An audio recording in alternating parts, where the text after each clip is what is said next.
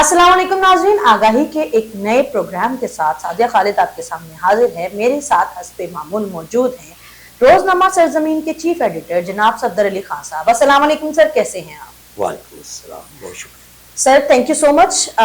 सवाल ये करना चाहूंगी कि आपको पता है मानसून का मौसम शुरू हो चुका है और महकमा मौसमियात ने ये पेशीन गोई की है कि इस दफा गुज़श्ता से ज्यादा यानी 30% ज्यादा बारिशें होने का इम्कान है। जाहिर है सैलाब जो पहले नॉर्मल बारिशों में आते रहे हैं, अब 30% ज्यादा बारिश होंगी तो क्या हालात होंगे? आपको क्या लगता है कि पाकिस्तान के साथ अब क्या होने वाला है इस बार में? जी सादिया, बहुत शुक्रिया। बिस्मिल्लाहिर्रहमानिर्रहीम। पाकिस्तान के मसाइलस्तान में से एक मसला पाकिस्तान में पानी के स्टोरेज का भी है। हमारे पास स्टोरेज के इतने कम वसाइल हैं कि हमारा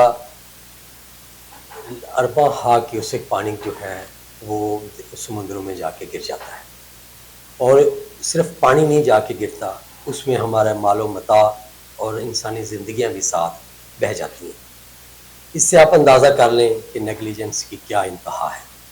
एक इंसान की जान के मुतल्लिक़ इस्लाम में ये कहा गया है, आप सल्लल्लाहु अलैहि वसल्लम की हदीस मुबारक है कि जिसने एक शख्स को कत्ल किया, उसने गोया कि पूरी इंसानियत को कत्ल कर दिया।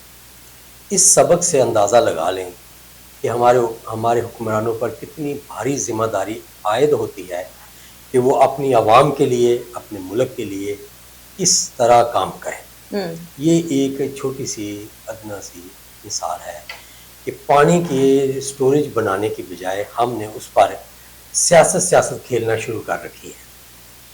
कालाबाग डैम से अगर हम शुरू हो जाए तो आप देख लें कि वो सिर्फ 70 अरब का प्रोजेक्ट था, और आज वो पता नहीं कितने खरब का प्रोजेक्ट हो अगर आप हम उसे बनाएं। तो इससे अंदाज़ा लगा लें उस डैम को जो कि अल्लाह ताला की तरफ से हमारे लिए गिफ्ट है। उसकी साइट को जाके आप देखें तो 3 अतराफ उसके अल्लाह ताला ने हमें बतौर गिफ्ट बनाकर दे दिए हुए हैं।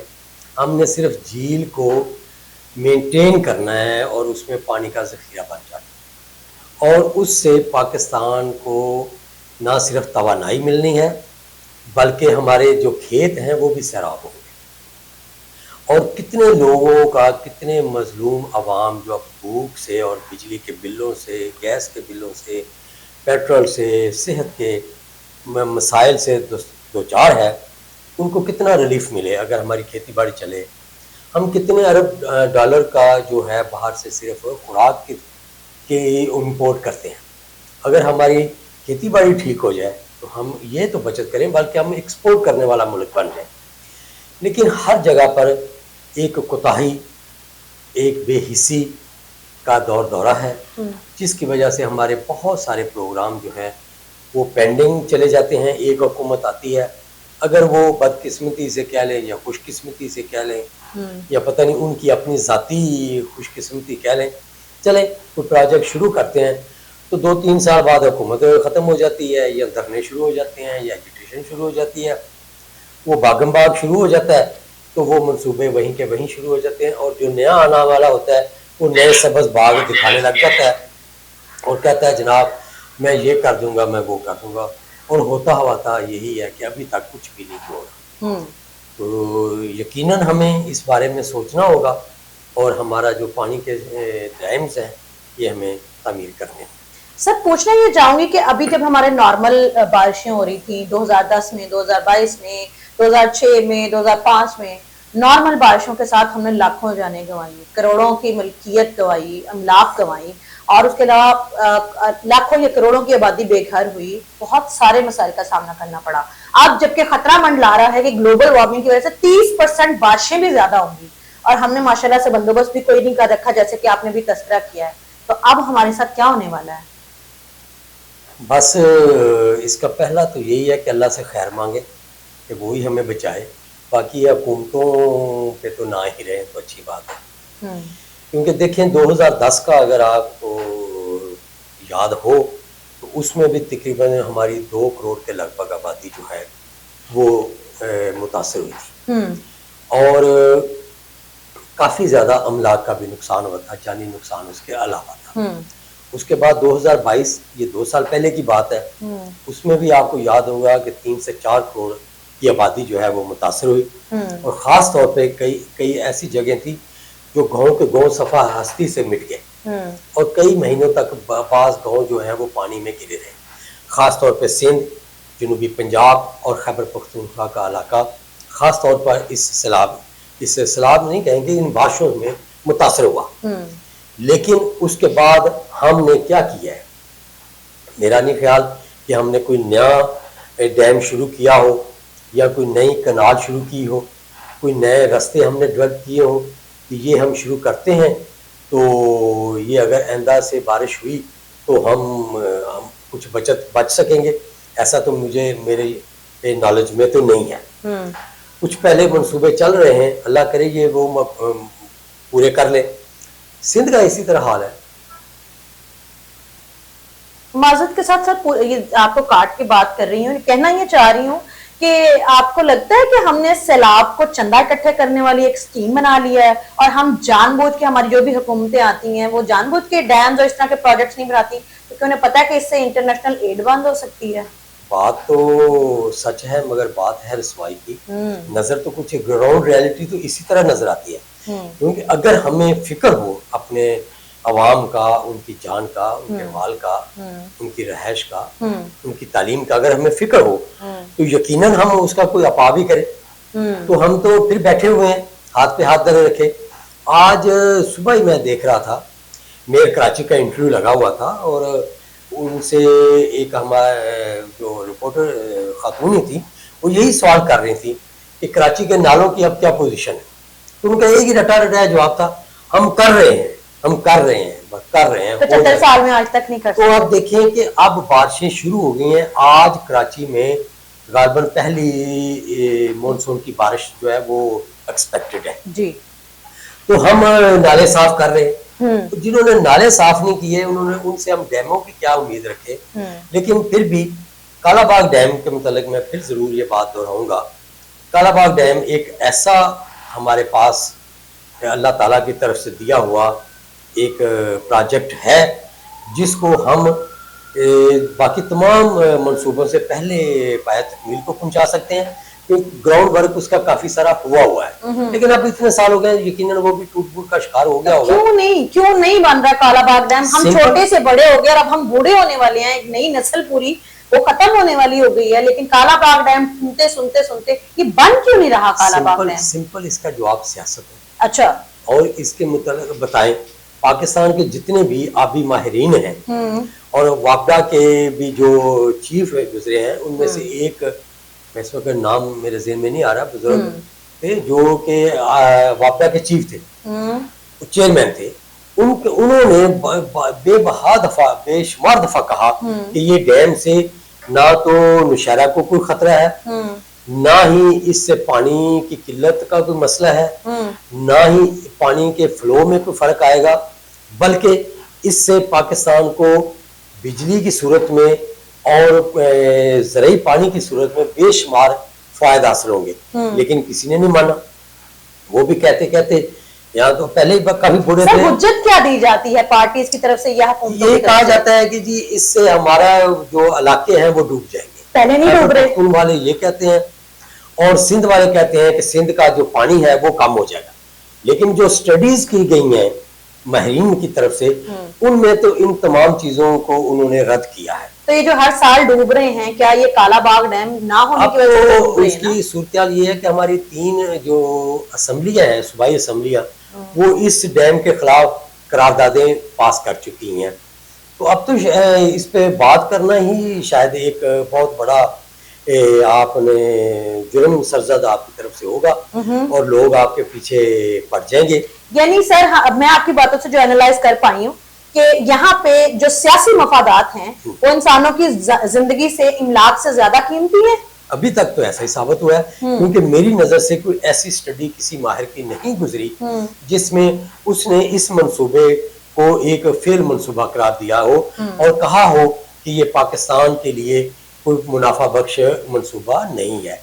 जिस माहिर ने भी इसके मुतल्लिक अपनी स्टडी रिपोर्ट شائع کی ہے اس نے یہی بتایا ہے کہ یہ بہت بینیفیشل منصوبہ ہے اور کم لاگت میں اور کم وقت میں تیار ہونے والا یہ منصوبہ ہے جس سے پاکستان کو بہت سارے فوائد حاصل ہوں گے. لیکن اور پاکستان کو فوائد نہیں مل رہے ہیں تو یہ بن نہیں رہا ہے.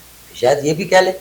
دیکھیں پاکستان میں جو پانی ہے وہ ضائع ہو جاتا ہے. اب بارشیں جو ہے یہ کسی بھی ملک اور دھرتی کے لیے نعمت ہے. بالکل اللہ تعالیٰ کی طرف سے یہ ایک بہترین نعمت ہے جیسے انسان، حیوان، چرند پرند اور آپ کی درخت جو ہے ان کی زندگی پر اس کے بے شمار مثبت اثرات آتے ہیں. لیکن بارشوں سے ہم جب بارشیں شروع ہوتی ہیں تو پناہ مانگتے ہیں کہ یا اللہ یہ بارش زیادہ نہ ہو جائے. اس کی کیا وجہ ہے کہ ہمارے پاس وہ پانی سٹوریج نہیں ہے. وہ آتا ہے طوفان کی شکل میں بہہ کر سمندر میں جا گرتا ہے اور ہم اس کے فوائد سے محروم رہتے ہیں. اب ہمارے ملک میں دیکھیں درخت کتنی تیزی سے ختم ہو رہے ہیں. جنگلوں کے جنگل جو ہے وہ ختم ہو رہے ہیں. نئے جنگلات ہم لگا نہیں رہے. اس کی بھی ایک وجہ پانی کی کمی ہے کیونکہ اگر درخت لگاتے ہیں تو پانی اتنی گہرائی میں ہے کہ وہ خود بخود پانی حاصل نہیں کر سکتے. سر جو آلریڈی درخت ہیں ان کے ٹمبر مافیا کے حوالے سے کیا کہیں گے آپ؟ نہیں وہ یہی مرض کر رہا ہوں نا کہ ضرورت انسانی تو درخت کاٹنے پہ آپ کو مجبور کرے گی نا کہ جب آپ کو ضرورت ہے لکڑی کی تو آپ درخت کاٹیں گے. لیکن دوسری قومیں جتنے درخت کاٹتے ہیں اس سے ڈبل تعداد میں وہ لگاتے ہیں. ہمارا پانی کی جو پہلے ہمارا 20 25 30 فٹ پہ ہوتا تھا وہ 300 فٹ پہ چلا گیا گہرا. تو درخت کیسے زندہ رہے؟ اگر کہیں پہ کوئی شجرکاری کی بھی جاتی ہے تو ان کو ضروری ہے کہ وہ مین پاور سے ان کو سیراب کیا جائے. بصورت دیگر وہ زمین سے پانی تو نہیں لے سکتے. پہلے یہ ہوتا تھا کہ جب ان کی جڑیں لمبی ہوتی تھیں تو وہ زمین سے از خود پانی لینا شروع کر دیتے تھے. لیکن اب پانی بہت نیچے چلا گیا ہے. اس کی مین وجہ بھی یہی ہے کہ سٹوریج نہیں ہے. سٹوریج ہو، پانی ضائع نہ ہو، زمین کے اوپر پانی کے ڈیم بنے ہو تو زمین پانی کے اندر وہ سریت کرے. سر کوئکلی ایک اور چیز بھی آپ سے پوچھنا چاہوں گی اسی پوائنٹ کے ساتھ جو ریلیونٹ ہے کہ سندھ پاس ٹریٹی جو ہے پاکستان اور انڈیا کے درمیان ہمیں 3 دریا ملے تھے لیکن ان 3 دریاؤں پہ بھی انڈیا یہ کہہ کے کیس بھی جیت چکا ہے اور ڈیم بھی بنا چکا ہے کہ ان لوگوں نے تو پانی ضائع ہی کرنا ہے اور سمندر بوردی کرنا ہے تو ہمیں ڈیم بنا لینے دیں. اور پھر وہ کیا کرتے ہیں کہ جب ان کی ضرورت سے زیادہ ہو جاتا ہے تو ہمارے یہاں پانی کا ریلا چھوڑ دیتے ہیں. کیا سیلاب کی اتنی بڑی وجہ ہے؟ ہم اس پہ عالمی عدالت میں کیوں نہیں جاتے؟ مطلب بہت ساری وجوہات کو جب ہم ڈسکس کر رہے ہیں اتنی بڑی وجہ کو ہم لوگ کیسے اگنور کر رہے ہیں؟ آپ کے سوال میں ہی آپ کا جواب ہے کہ ہم جب کوئی کام ہی نہیں کرتے تو پھر ہم کوئی کیس کیسے جیتیں گے یا ہم کسی کے سامنے کھڑے ہو کے بات کیسے کریں گے؟ جب ہم عالمی عدالت میں جاتے ہیں، جب ہم انڈیا کے سامنے ساتھ میز پر کسی مذاکرات میں بیٹھتے ہیں تو سوال تو یہی ہوتا ہوگا نا. میں ایک مفروضے میں بات کر رہا ہوں کہ ہاں جی آپ نے کون کون سا ڈیم شروع کیا ہے جس کے لیے آپ کو پانی چاہیے. تو ہمارے وہ جو نیگوشیٹر ہوں گے وہ ایک دوسرے کو منہ دیکھ رہے ہوں گے. میرا تو یہی خیال ہے کیونکہ ہمارے پاس کوئی ایسا منصوبہ ہی نہیں ہوتا. یہاں ہم نے صرف مستقبل کے منصوبے بتانے ہوتے ہیں کاغذوں میں کہ ہم یہ کریں گے. وہ کہتے ہیں اچھا جب کرو گے پھر بات بھی کر لینا. ہم تو یہ کر رہے ہیں اور ان کے ایسے منصوبے ہیں جو 80% 90% وہ مکمل کر چکے ہیں اور کئی انہوں نے 100% کر لیے ہیں. اب ہمارے دریائے سندھ پر بھی انہوں نے ایک سرنگ بنا کے اس کا پانی بھی انہوں نے چوری کر لیا ہوا ہے. وہ چوری ہے کیونکہ وہ ان کے اس معاہدے میں نہیں شامل لیکن انہوں نے موڑ لیا اور ہم کچھ نہیں کر سکے. تو مسئلہ یہ ہے کہ ہم کچھ کریں گے تو دوسرا بھی ہمیں کوئی ریلیف دے گا نا. جب ہم باتیں ہی کریں گے اور یہ بلیم گیم کھیلیں گے تو کوئی ہماری مدد کیوں کرے؟ سر مغربی ممالک میں ہوتا یہ ہے کہ جو پانی ہے بارش کا پانی اس کو سٹور کیا جاتا ہے انڈیویجول لیول پہ گھروں میں بھی اور اس کے علاوہ حکومتیں بھی اس کو سٹور کرتی ہیں. پھر اس کو ریسائیکل کر کے بار بار یوز کیا جاتا ہے اس کو ذاتی استعمال میں، انڈسٹریل استعمال میں اور اس کے علاوہ بجلی یا ہائیڈل پاور کی پروڈکشن وغیرہ میں مختلف طریقے سے استعمال کیا جاتا ہے. ہم کب یہ سیکھنے والے ہیں؟ پچھلی گورنمنٹ میں یہ ایک منصوبہ جو ہے یہ پایا تکمیل کو پہنچا ہوا تھا کہ زیر زمین ایک تالاب ہاؤس بنایا گیا تھا اور اس میں انہوں نے پانی بھی اکٹھا کیا اور اس سے فائدہ بھی اٹھا رہے ہیں.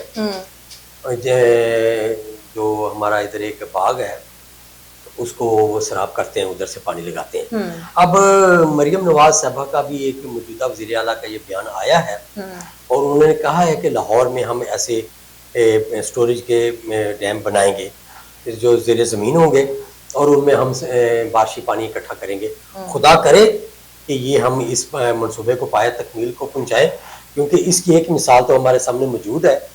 اور باقی اگر ہم مختلف شہروں میں مختلف جگہوں پر ایسے زیر زمین تالاب بنائیں، اس سے بہت فائدہ اٹھایا جا سکتا ہے. اور اس سے ایک اور بہت بڑا فائدہ یہ ہوگا کہ جو زیر زمین تیزی سے پانی، میٹھا پانی ختم ہو رہا ہے، وہ بھی ہمیں کچھ بچت ہوگی اس میں. اور ہم صاف پانی جو پودوں کو لگاتے ہیں، گاڑیاں دھوتے ہیں اور بیجا جس کا استعمال کرتے ہیں، وہ ختم ہو جائے. سر بہت شکریہ، آپ نے اپنا اتنا قیمتی وقت دیا. ناظرین، میں حکومت وقت سے یہ اپیل کرنا چاہوں گی کہ خوراک اور پانی بنیادی ضروریات ہیں. ہوا، خوراک اور پانی کے بغیر نہ انسان، نہ چرند، نہ پرند اور نہ ہی نباتات رہ سکتے ہیں.